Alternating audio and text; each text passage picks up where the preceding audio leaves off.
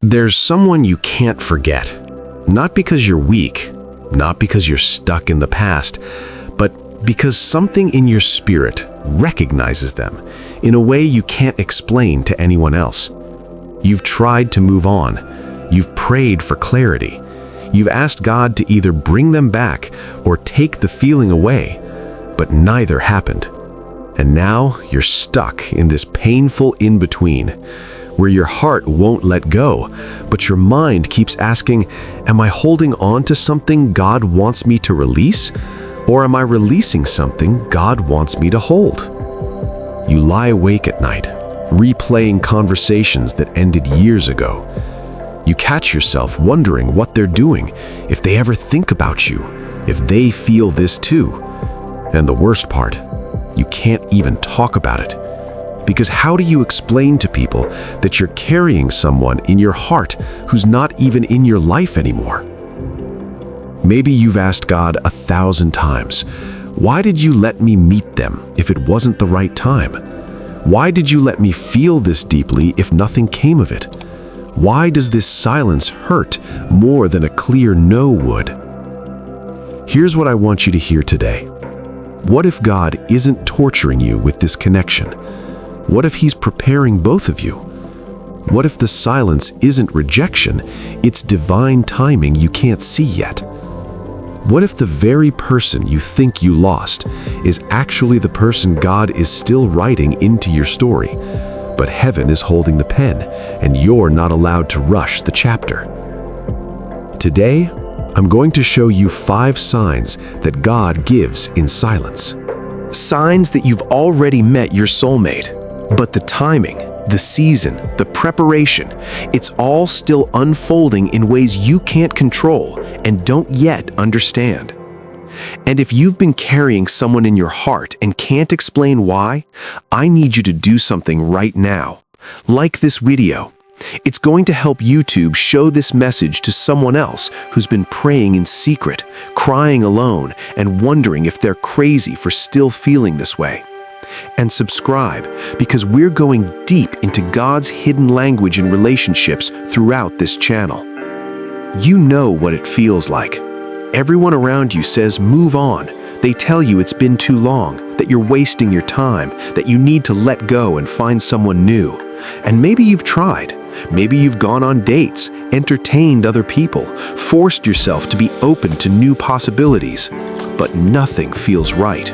Not because the other people aren't good, not because they don't check the boxes, but because when you're with them, all you feel is the absence of what you felt with that one person.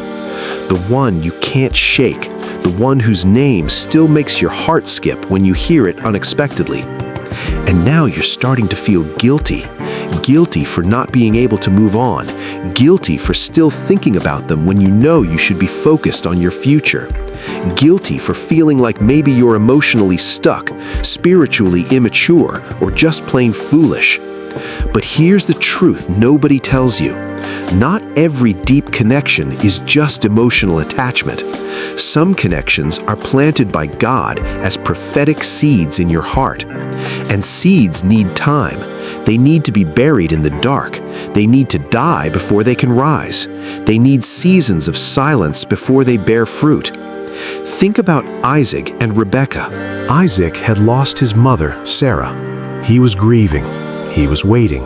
And somewhere across the desert, Rebekah had no idea she was being prepared for a man she'd never met.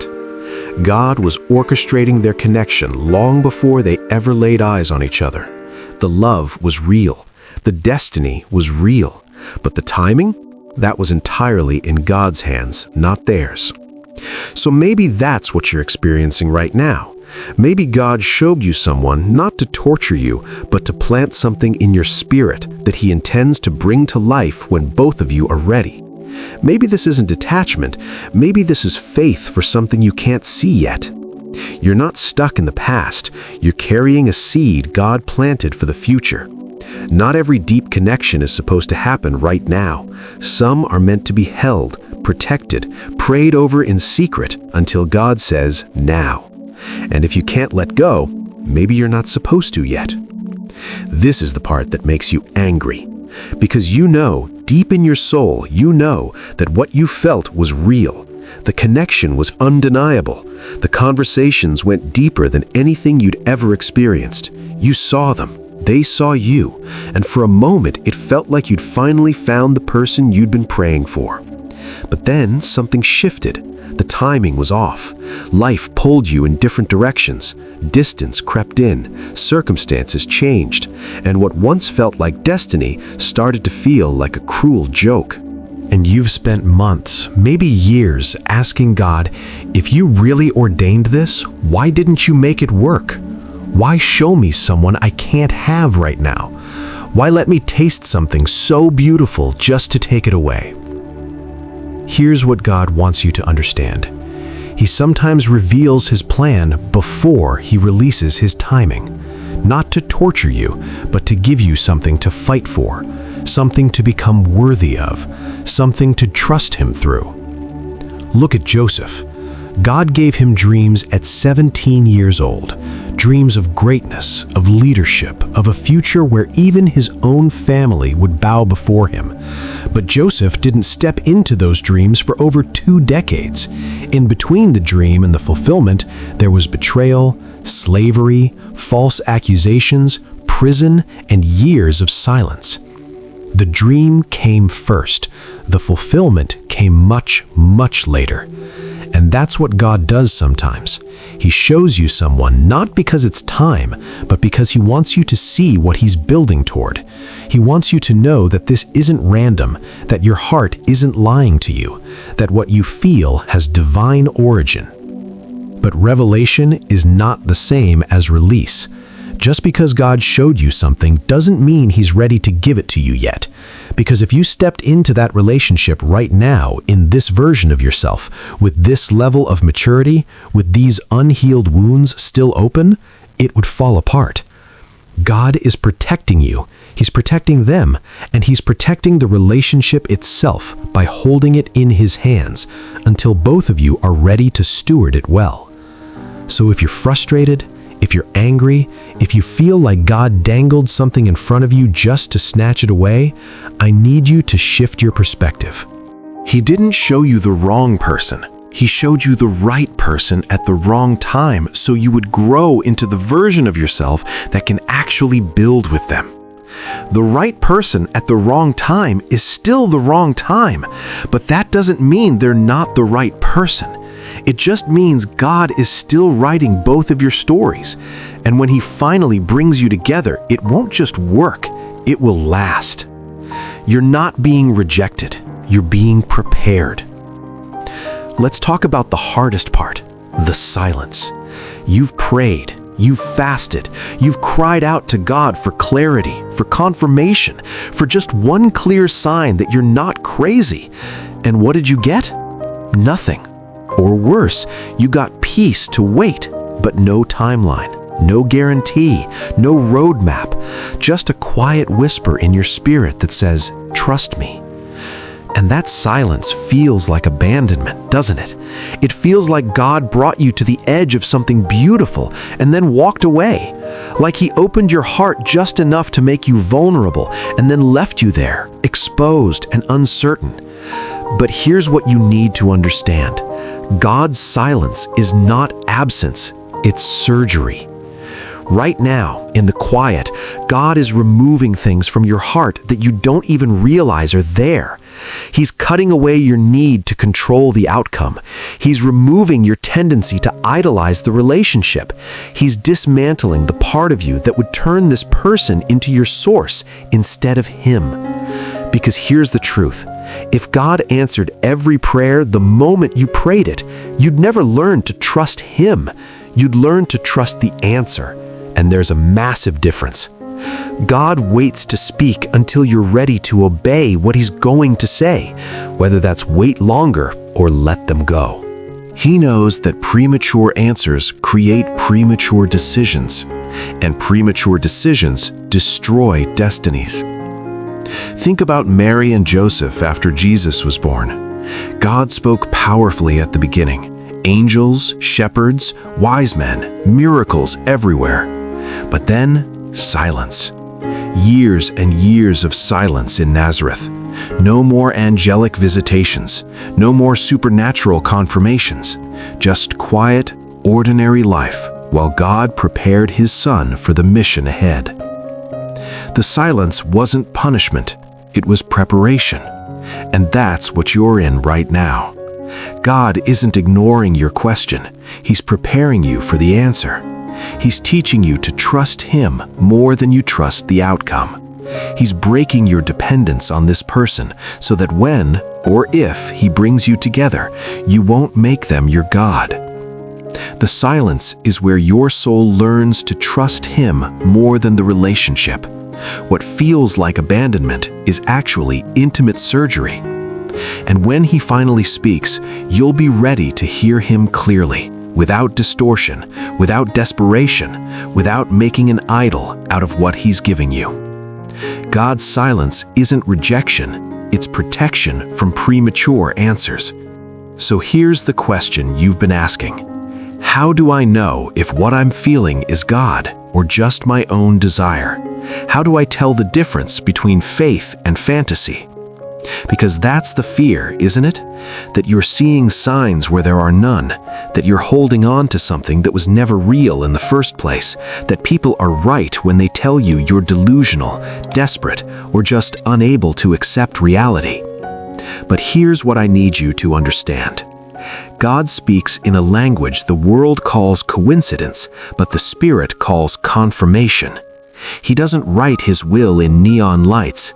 He writes it in peace that defies logic, in doors that close without your permission. In timing so perfect that no human could have orchestrated it. Remember Gideon? He was terrified of missing God's voice, so he asked for signs. Specific, undeniable signs. And you know what? God didn't get offended. He answered every single time. Because asking for confirmation isn't a lack of faith, it's wisdom. So if you've been afraid to ask God for clarity, stop. He's not offended by your questions. He's offended when you ignore the answers he's already given you. But here's the key. Real signs from God bring peace, not panic. They bring surrender, not control. They bring patience, not desperation. If you find yourself twisting circumstances to fit what you want to hear, that's not God. That's you. And you need to be honest enough with yourself to know the difference. God doesn't mind when you ask for confirmation. He minds when you ignore it. So let me show you 5 signs God gives in silence, signs that you've already met the person he's written into your future, but the chapter isn't ready to be read yet. These aren't signs you manufacture. These are signs he gives. And when you see them, you'll know. Not because they make sense to everyone else, but because they bring peace to your spirit. Let's go. Sign number 1. The peace that defies logic. Here's the first sign. You feel a peace that makes absolutely no sense. Everyone around you thinks you should be anxious, stressed, desperate for answers. But instead, there's this strange calm in your spirit. You don't have all the answers. You don't know how this is going to work out. But something deep inside you is settled. And that peace, that's God. Because when God is in control of something, he gives you a peace that doesn't make sense to anyone looking at your situation from the outside. Sometimes it doesn't even make sense to you. But that peace is the seal. It's God's way of saying, I'm working on this. You don't need to figure it out. Just trust me. Think about Paul and Silas in prison. They were beaten, bleeding, locked in chains in the darkest part of the jail. Logic said they should be panicking, but instead they sang, they worshiped, because they had a peace that came from knowing God was still in control, even when everything looked hopeless. That peace didn't make sense, but it was proof that God was about to move.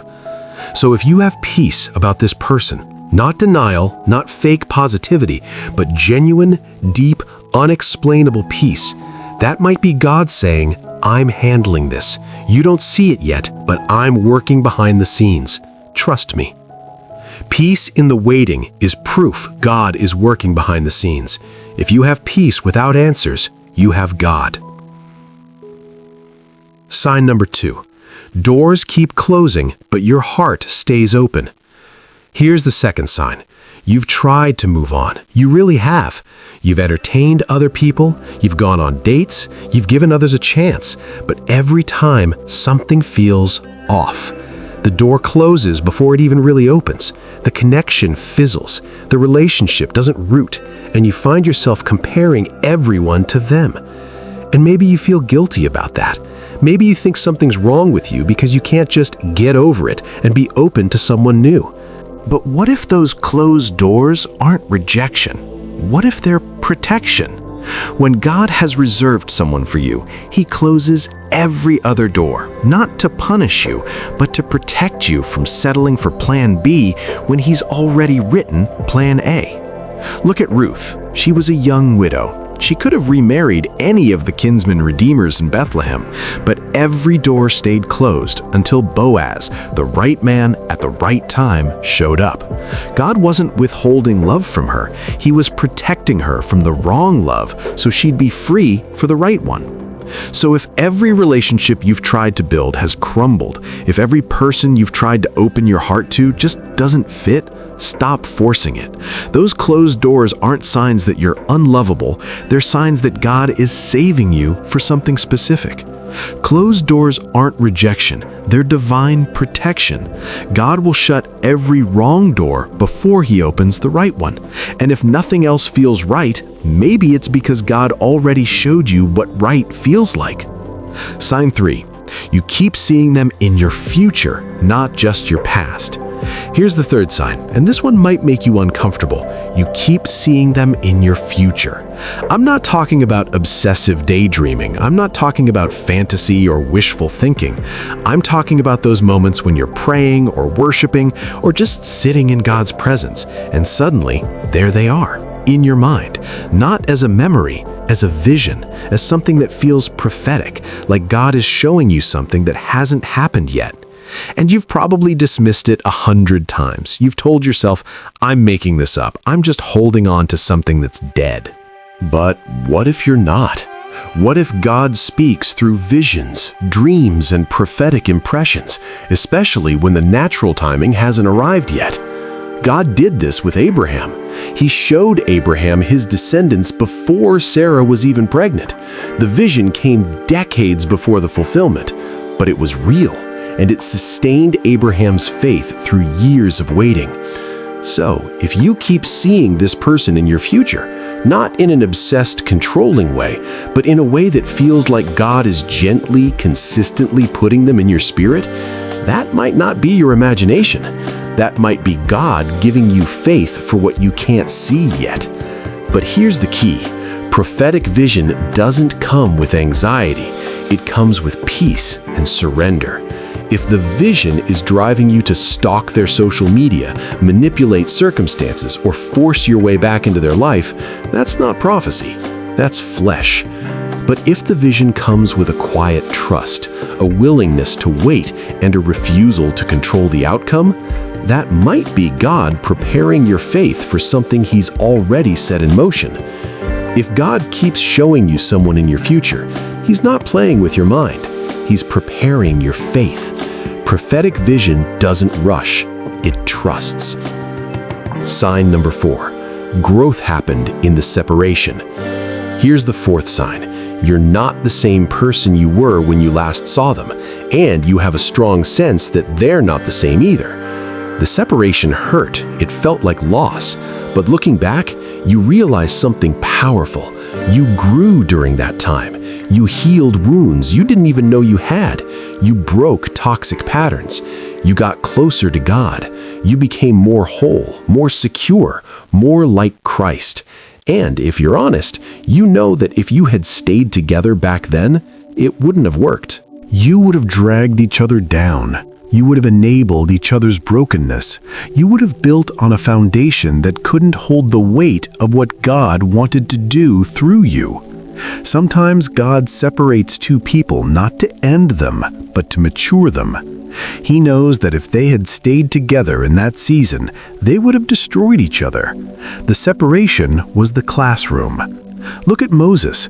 God pulled him out of Egypt, took him into the desert for 40 years, and only then sent him back to fulfill his calling. The separation wasn't punishment, it was preparation. Moses had to become someone new before he could walk in his purpose. So if you look at who you've become since the separation and you see growth, maturity, healing, and spiritual depth, that's not a coincidence. That might be God preparing you for a reunion, or it might be God preparing you to finally let go with peace. Either way, the separation wasn't wasted. It was necessary. God separates to elevate. The distance wasn't punishment, it was preparation. You didn't lose them, you both went to different classrooms. Sometimes God breaks the relationship to build the individuals. Sign number 5, you're not desperate anymore. And here's the 5th and final sign, and honestly, it's the most powerful one. You're not desperate anymore. There was a time when you would have done anything to get them back. You would have begged, compromised, twisted yourself into whoever they needed you to be just to keep them in your life. You were holding on so tightly that your knuckles were white and your heart was in bondage. But something shifted. You still care, you still hope, but you're not desperate anymore. There's a surrender in your spirit that wasn't there before. You've reached the point where you can honestly say, God, if this is your will, I trust you. And if it's not, I trust you with that too. And that surrender, that's the sign God has been waiting for. Because as long as you're clutching something with white-knuckled desperation, God can't give it to you. Not because he's cruel, but because he knows that anything you idolize will destroy you. He has to pry your fingers open, not to take it away, but so he can place it in your hands the right way. Look at Hannah. She prayed for a son for years, desperately, tearfully, but the breakthrough didn't come until she made a vow. God, if you give me a son, I'll give him back to you. She surrendered Samuel before she even conceived him, and the moment she let go, God opened her womb. The answer came in the surrender. So if you've reached the point where you can say and mean it, God, I surrender this to you completely. If it's your will, I receive it with gratitude. If it's not, I trust you have something better. You're ready. You're finally ready for God's answer, whatever that answer is. When you stop holding on, God starts holding you. Desperation closes doors. Surrender opens heaven. You're not giving up. You're giving in to God's timing. The moment you're okay with no is the moment God can say yes. And here's what happens when you finally let go and trust Him completely. Here's what God does in that moment of surrender. Here's what happens when you finally stop fighting, stop controlling, stop forcing, and just trust. Everything starts to make sense. All the pain, all the silence, all the closed doors, the unanswered prayers, the nights you cried yourself to sleep wondering if God even heard you. It all starts to click into place. Because what you thought was God tearing your life apart was actually God tearing down the walls you built that were keeping you from your destiny. You are not someone who loved wrong. You are not someone who wasted time. You are not stuck in the past. You are someone God is reconstructing from the inside out. He didn't break the connection to hurt you. He broke you to rebuild you, stronger, wiser, holier, ready. It wasn't destruction, it was reconstruction. It wasn't separation, it was preparation. It wasn't loss, it was positioning. It wasn't the wrong person, it was the wrong season. You didn't miss your chance. God is setting the stage. Now you see it. The silence wasn't God ignoring you, it was God protecting you. The distance wasn't abandonment, it was divine strategy. The waiting wasn't wasted time, it was sacred preparation. God was doing in the hidden what He's about to reveal in the open. What you thought was an ending was actually an intermission. God doesn't break what he doesn't plan to rebuild better.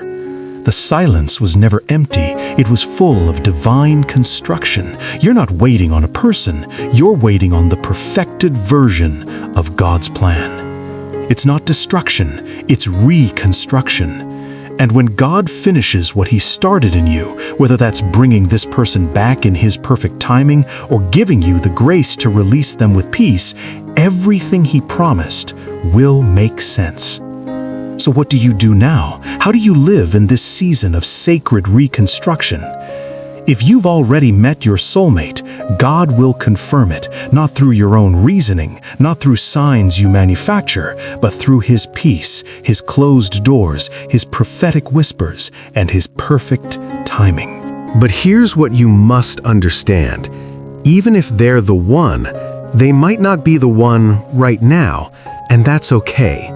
God's delays are not God's denials. The work he's doing in you and in them during this separation is just as sacred as the union he's planning. Every tear is shaping you. Every closed door is protecting you. Every moment of silence is building something you can't see yet. Trust the reconstruction. So here's what I need you to do. Stop trying to force the timing. Stop stalking their social media looking for signs. Stop creating backup plans because you're afraid God's plan won't work out. Stop trying to control what only God can orchestrate. Thank God for the separation. Yes, even the painful parts.